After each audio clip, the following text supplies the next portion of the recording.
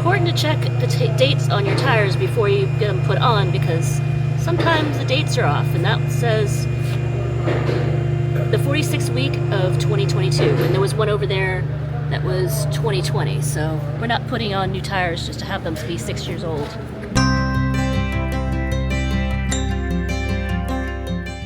Okay, welcome to this week's episode of Luv Subbin. And this week's episode is we are going to be replacing our RV's tires. And this is a tale of woe that started earlier in the week. Yep. We ordered these through the Airstream Club website where you can get a 15% discount. So we saved $117, which is really, really good. But it's Friday and this process started on Tuesday. And you can see here when we showed up at the tire dealership. So just a note of advice, make sure you always check your tires. This was a bust. These tires were 3 years old, so Goodyear's working on it. The installers have been great, but... There was one that was actually 5 years old. Yeah, 3 of them were 3 years and 1 of them was 5 years. So... Good advice to check the number and the date. Goodyear's working on the issue. We'll hopefully get it resolved, and I'll be back here shortly. But yeah, you can't have these old tires. Yep. It's not the tire shop's fault, that's Goodyear's fault, so... I told them I'd call Goodyear. Spent some time on the phone with Goodyear. They promised me that they would get tires here by Friday. Newer tires. And they held that promise. Newer tires being 2023. Yeah, by just barely. By just barely. So that's not what I want. But the deal is, we're kind of caught between a rock and a hard place. We're leaving here. We've bought the tires. And we just need to get going. And these tires here are date code 3119, so that puts them the 31st week of 2019, so that's July of 2019 they were manufactured.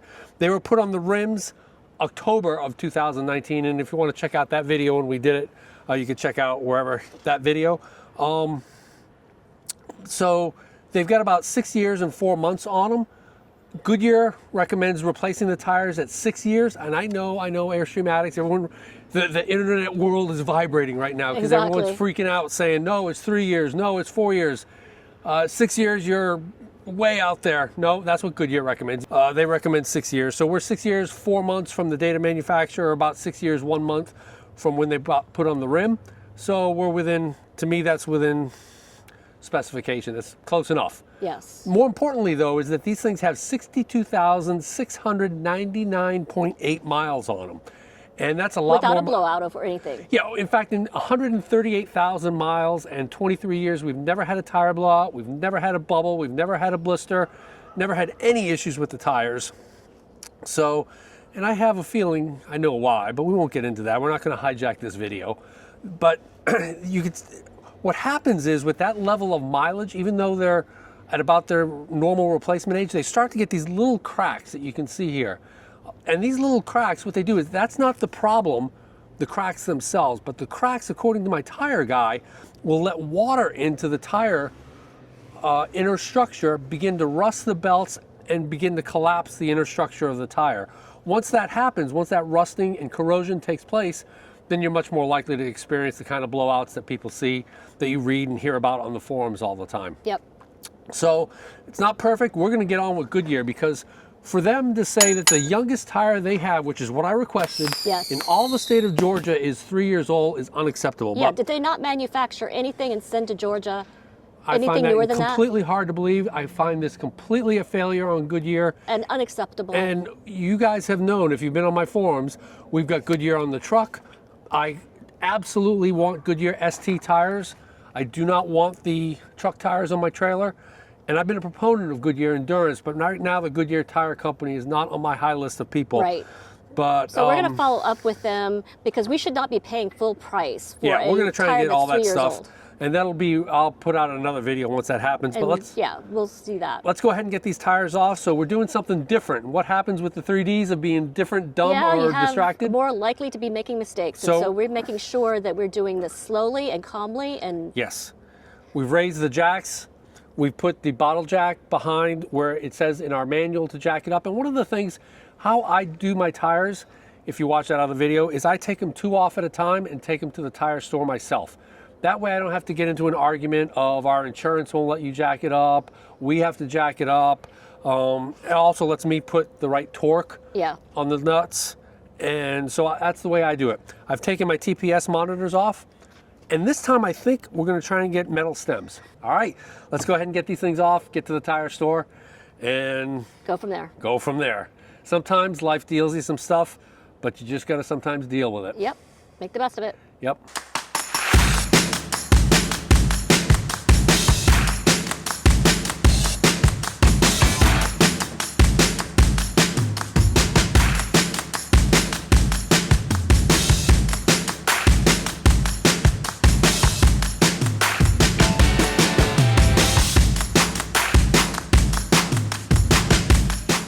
Yeah, so we're actually having the work done at Mavis, which is the Michelin and Goodyear folks. So they're doing a great job tag teaming the work, getting it all balanced.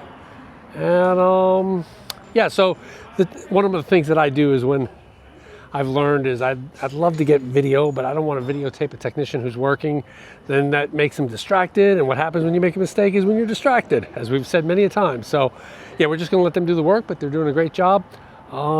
He filled it to 65 PSI, which I appreciate because a load range D Goodyear Endurance should be filled to 65 PSI. I didn't have to ask. Oh, I did ask, but he had it right on the money. Didn't have to do any tire inflation, PSI pressure, craziness like we tend to do on Facebook all the time. All right, so we've gotten back from the tire store.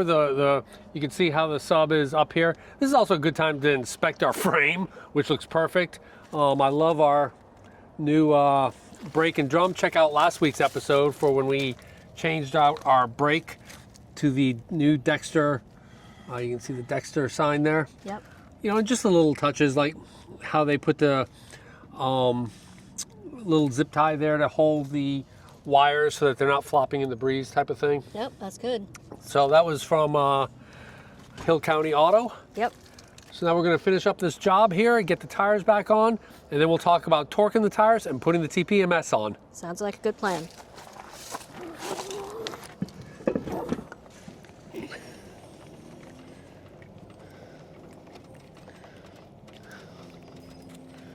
Okay, so we've hand tightened basically the lug nuts.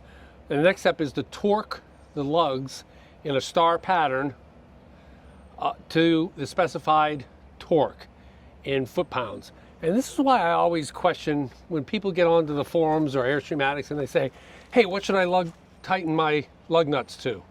And they ask the forums, and the forums comes back with something that says, hey, it's 110 foot-pounds. My manual says 85 foot-pounds. And so I just caution everybody when they look and just throw out a question into the internet. Right. Be careful about your answer, and if there's any way you can do the research yourself and get the source documentation. I mean, at 110, mine probably aren't going to break off or whatever, but it just goes to show that you need to make sure you do your own research. And maybe those jacks or the torque guns that they use at the store may be too powerful. Right, and I think there was a YouTuber, I think it was Lolo Ho, who had their lugs over torqued and snapped a couple of them. Remember the person that we Yep. found on the side of the road? We actually had an Airstreamer on the side of the road that we stopped over, Lost and he entire... had 3 of his lugs sheared. Yeah, Was that over torque? Yep, lost an entire tire and they had to go find it. Yeah, and believe me, as you saw me struggling to get these things on, they're not, you know, the guns are huge, but they're not light. And when those things go flying off down the road, and they had 3 of their lugs sheared off completely. Right. So it's important to check the right torque and to get the answers from the right source. Correct.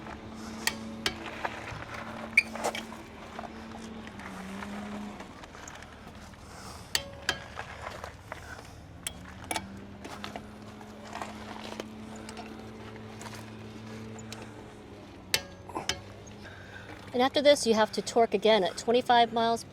Yep, 25, 50, and 100 is what I do. And that's when your next travel day.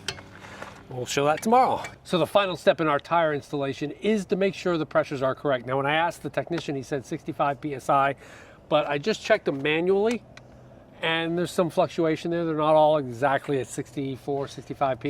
Mm-hmm. And this is something on my spring checklist that I do every spring, but I've done here as well. And that's to check the tire pressure manually and corroborate that with the electronic TST 507 tire pressure monitoring system to make sure that they both meld. Right. And so I've checked them all.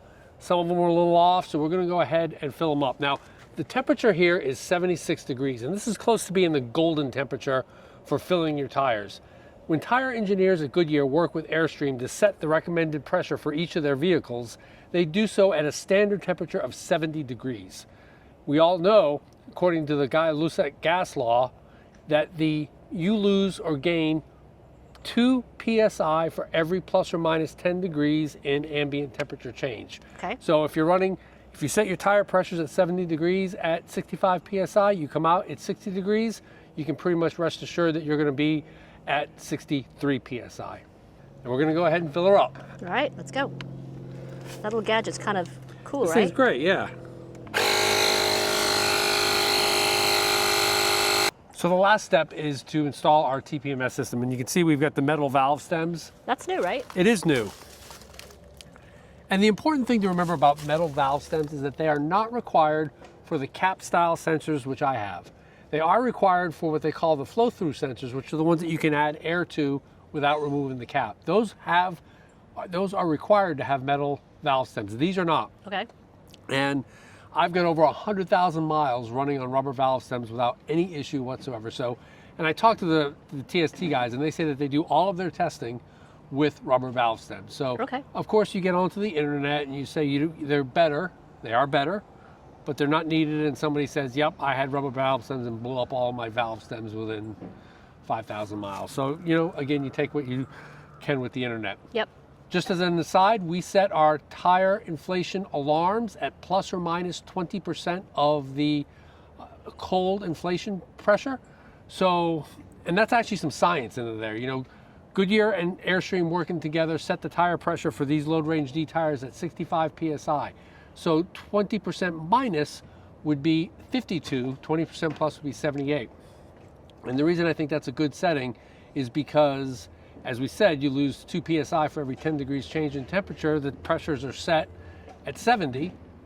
So let's just say I was at 30 degrees checking my tires off on a road trip, and they would have lost about 8 psi or 57 degrees. And at the 20%, 52, we're still above that. Okay, so you don't get any false alarms. You don't get the false alarms, and you can go ahead and still keep monitoring that. The temperature is set at the default value of 154. And remember, the temperature, it's not so much the absolute temperature of what the tires get to, but it is any one difference. So for example, let's just say you were running on a hot day in Texas on a black asphalt, and every tire was reading 110 degrees. All four. That's not an issue. Or you had hot sun on one side and Yes. shade on the other. But let's say it's a cool fall day in Vermont and you're running, and 3 of them read 75 degrees and 1 reads 110, Yeah. then that's a problem. That's So a it's not so much the absolute maximum temperature, but it's really monitoring to make sure one is not different than the other. So we've checked the pressures, filled them up to the required pressure. Now we're going to go ahead and screw these on and keep an eye on them as we go down the road. Awesome. Little locking nut. These will go on hand tightened. And then we'll use our little tool to go ahead and put them on. All right, the tires are looking great. And once you remove the tire, as I've said before, you've got to retorque them at 25, 50, and 100 miles. And you know what? We were on a single lane road, soft shoulder, for the first 40 miles. So there was just no safe place to pull over. So we didn't do it at 25 miles. We were doing it at 50 here. But it's just an important thing to do the smart and the right thing. They all look good. We're gonna go ahead and torque them to our 85 foot-pounds. All right, see how they do. Yeah, a little bit on that guy.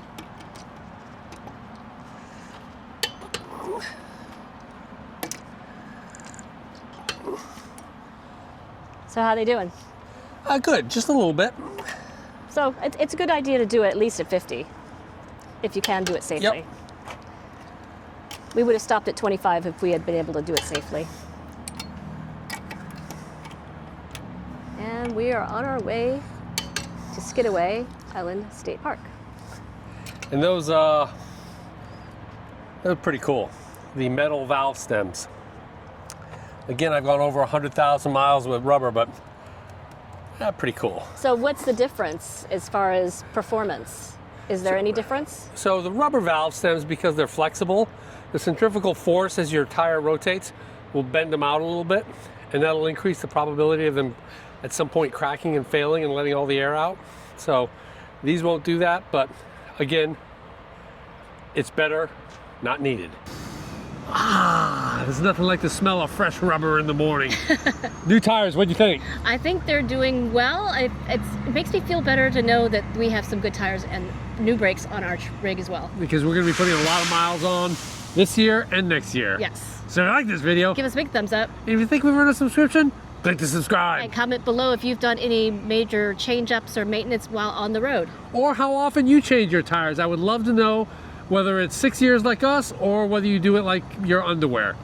Because we come out with RV and Airstream related videos just like this one every Tuesday. Thanks for watching.